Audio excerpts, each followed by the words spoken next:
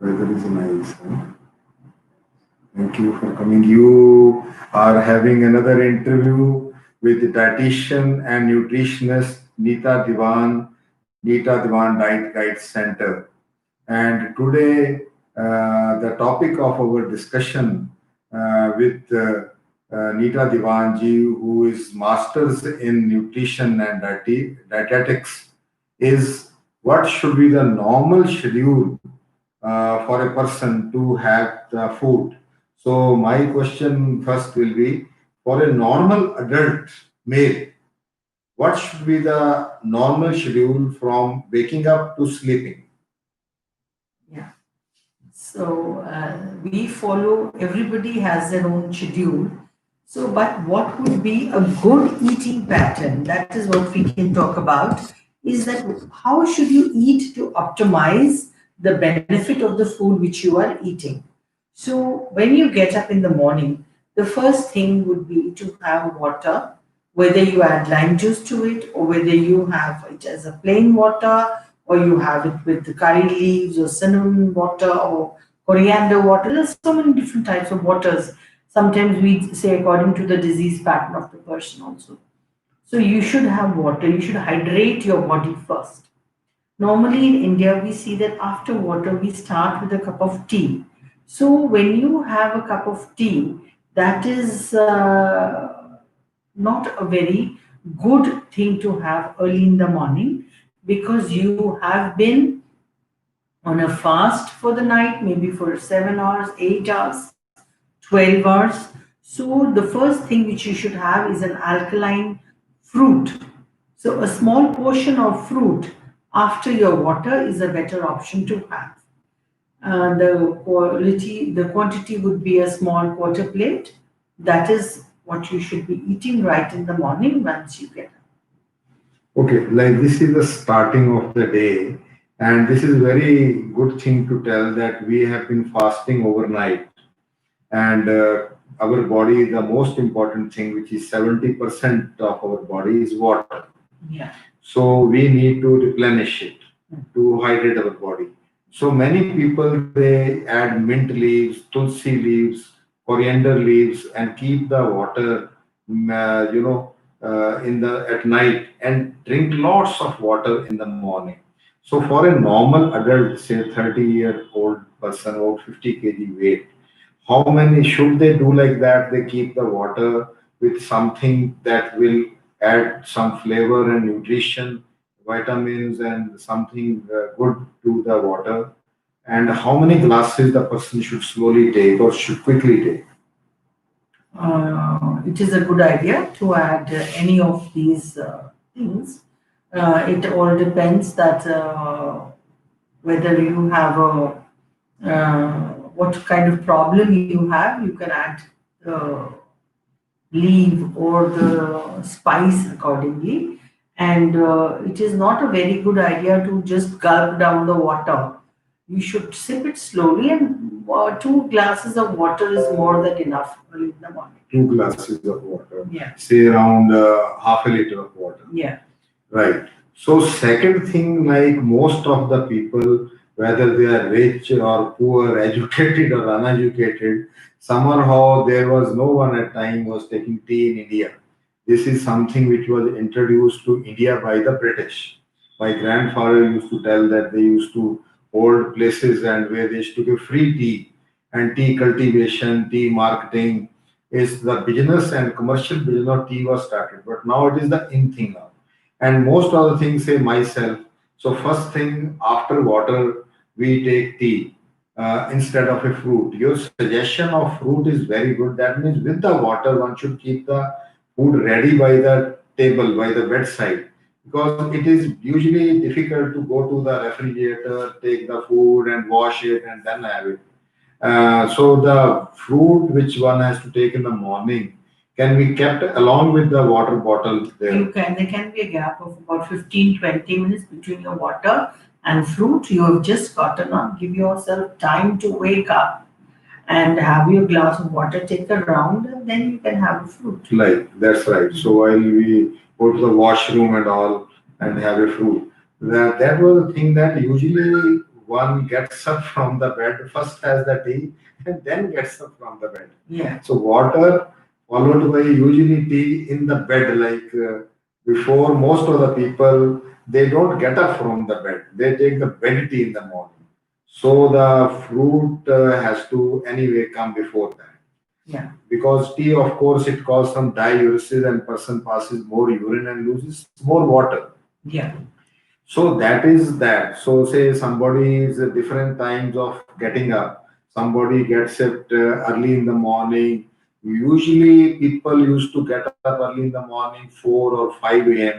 Now most of them are not, except for in villages or some people who have to go to the religious places to worship. I think it was that people would sleep by sunset and get up early in the morning at 4 a.m. But now, because most of the people are having late nights and sleeping late, so they have a tendency to get up late. Otherwise, it is a very good option to sleep early and to get up early. That's right. So my point of view regarding this thing was like some people still get up early, maybe 25%. And some people get up very late, maybe 20, 10, 15%. They will get up at 11 or 12 or even in the afternoon. But majority will get up by 6, 7 or maximum 8. Usually people are up and about by 6.5 or 7.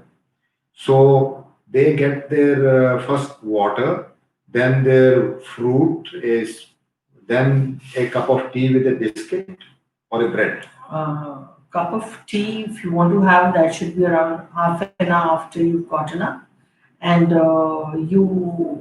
it is if you are having a biscuit, which as a dietitian I wouldn't recommend because it is refined carbs and it is not a very healthy option. You can go for some roasted chana, which is just a handful, and that would be a good start um, to your day because you are having some protein. And it is always better not to eat anything with your tea because the absorption of iron and calcium is not available to your body if you have it with the tea. So you can have just a cup of tea also. Just a cup of tea. Only thing is that, like you said, that gram, roasted gram or roasted peanut one can have. That is a better option Yeah. without much salt or other spices. So that is a very good calorie protein availability in the morning. So that's right. But question of having sugar is very individual addition into tea. And then the question of adding, sugar alternatives. They are chemicals. The people are adding that, which are non-calorie sugars or what you call them. Yeah, You have stevia, you have aspartame, and all these things are very harmful in the long run because there is a recommendation for each of these. Generally, we see that they show ads in which they are adding the sugar free or the aspartame or the whatever to the Swedish, which is about a cup, and that is not the recommendation.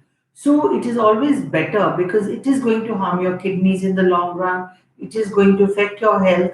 So better that you either take half a teaspoon of jaggery or whatever in your sugar or have it sugar free. It depends on the issues which you have. If you are a diabetic, it is always better to slowly get into a sugar free tea which does not have any other chemical added to it.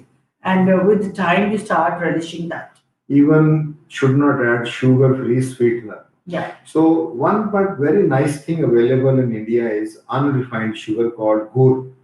That has become, earlier it was cheap. It is now costlier than the refined sugar, crystallized sugar.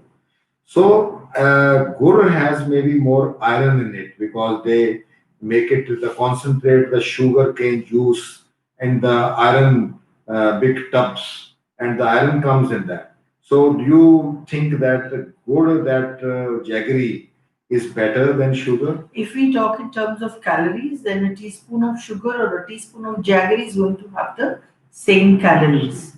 So it is if you are calorie conscious, if you are into weight loss, If you are diabetic or if you have any other health issues, if you have obesity, it is better to avoid either sugar or jaggery or whatever. Jaggery has got more mineral content. It is like having refined flour and the normal flour. So it is that is the difference between jaggery and sugar. Another thing, question regarding morning tea bothering me regarding the synthetic sweeteners, non-calorie sweeteners. Can they cause cancer?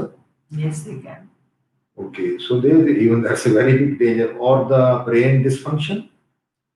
See, they are the studies are going on, and there are some all studies. They do not recommend sweeteners in such large quantities, and because once you give up sugar for life, and if you switch to it as a replacement for sugar, then it is bad, and you should avoid it. Okay. Uh, this is regarding addition into the tea for like basil, tulsi, or elaichi, or this what do you call in English elaichi? Uh, cardamom, or this long clove, or this dalchini, what do you call in English? Cinnamon. So these things, especially in COVID time, cinnamon, clove, cardamom, and basil. Now everybody is recommending that these things we have been taking in India as traditional thing. Like I love to add all these things in my tea. They are good because they give you a boost of antioxidants, and they are going to help your boost your metabolism and boost your immune system. So it is always good to add these to your tea. And they add taste and flavor. So this is let's come down to now breakfast. So for a normal adult male, what should be the who's active, not bedridden, exercising normally or playing some game or going for a walk or doing some work, not totally sedentary. We will come to the sedentary later. What should be the breakfast? The breakfast should be a healthy mix of a good protein source. If you are a non vegetarian, you can go in for eggs, and if you are a vegetarian, your protein source would be besan. It can be any sprouts, it can be boiled chana, so or curd if you want to have curd. So your protein source should be there, your complex carbs should be there, which can be a whole wheat paratha, or it can be, if you're a South Indian, it can be your idli dosa and sambar, of course. So that makes it a complete meal. And if you're a North Indian, I would recommend you have your whatever. Don't fry your paratha and just make a stuffed paratha and smear some ghee on it and have it with a bowl of curd. And so, what I would recommend is a mixture of all groups of macronutrients which are going to sustain you for the next 3 to 4 hours. See, we will be finishing this interview today at breakfast, having the interview of lunch, dinner, because it go long. But regarding breakfast, like you have said, there is a very wide variety of eatables, especially in India. Maybe in Europe, it's a bread and butter and omelets or boiled egg and salami. So one thing is processed things, which are India also we are using now. Earlier, we were not using bread. Now the salami, the sausages, other things which in the breakfast, the packed things. What do you say? They are processed. So the word processed itself says that too much has been added to it, too much of salt, too much of processed food, and in order that they don't go bad, so many chemicals are added to them, the stabilizers are added, and they are going to affect your health. The more natural food which you have, the more healthier you'll be, and the more disease free you will be. So salamis and sausages once in a while, once in a blue moon, is all right, but don't make it a part of your everyday meal. So normal means it should be natural fresh vegetables, maybe boiled, maybe baked, maybe roasted. Uh, Meat products, maybe boiled, maybe like you can put the water fry the egg. Water fry, what is called? On the put the water, put the break the egg and put in the water. See, there are many ways of making. You can poach an egg. Poached So egg. This is poached egg. Right. boil an egg, poach an egg, and Mhm. nowadays you can make muffins in the microwave. Just put the egg in a cup and you can microwave and you get a Right. muffin. So egg is a common nutrient. Milk, cheese, egg, and butter are common nutrients in the breakfast. So eggs, a normal adult should consume how many yellows? Why it is very good? It is full of albumin, which is best source for protein, albumin, and it is absorbed well. But how many yellows, which are rich in iron and vitamins, but rich in cholesterol also? The thing is that it depends on the stage of life you are in. If you are a child, when you have children in your homes, you should give them a whole egg because it has vitamin A, which is going to be very good for the child. It has got good fats, all the fats in it, which is good for their growth. And then, but as you age and your cholesterol starts playing up, so it is now there are so many studies which say that this cholesterol which you are having is not so harmful. And so they are very diverse studies, and it is always better that if you are having your eggs 2 to 3 times in a week, you can have one egg yolk because it has some good vitamins and minerals and fats which are good for your body, and you need them. So, but just see to it your activity level, your health issues, and your consumption of anything depends on so many factors. Just remain, eat healthy, and don't overindulge in anything. That is it. Right, thank you. Remains 4, 5 yellows in a week. 3, 4 yellows. I said 2, 3. 2, 3. Okay, okay. So now another thing is salad. So we eat tomato, onion, a cucumber, and turnip, carrot. So there are so many leafy vegetables and root vegetables and others like cabbage. So those salads, say a person in how much should one consume the salad in the morning breakfast? Salads are high fiber, high water content food which are going to fill you up and your stomach feels stretched. So you can include that in your food because it is going to keep you full for a longer time, and it helps the foods to stay in the stomach so that the digestion process is well maintained, and you can have a small portion of any salad or any vegetable in your breakfast. Or fruit again? No, fruit No. we don't recommend with the breakfast, but like suppose if you're having stuffed roti, so you are stuffing the roti with say radish or carrot or onion or cauliflower. So that is a part of your salad.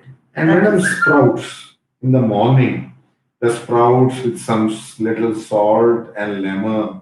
So sprouts, what do you say about the benefits of sprouts? Should they be regular in the morning breakfast? sprouts are a good option because they have digestible. It becomes more easily digestible, and it has more vitamin B complex and more vitamin C. When you sprout the dals, they have more.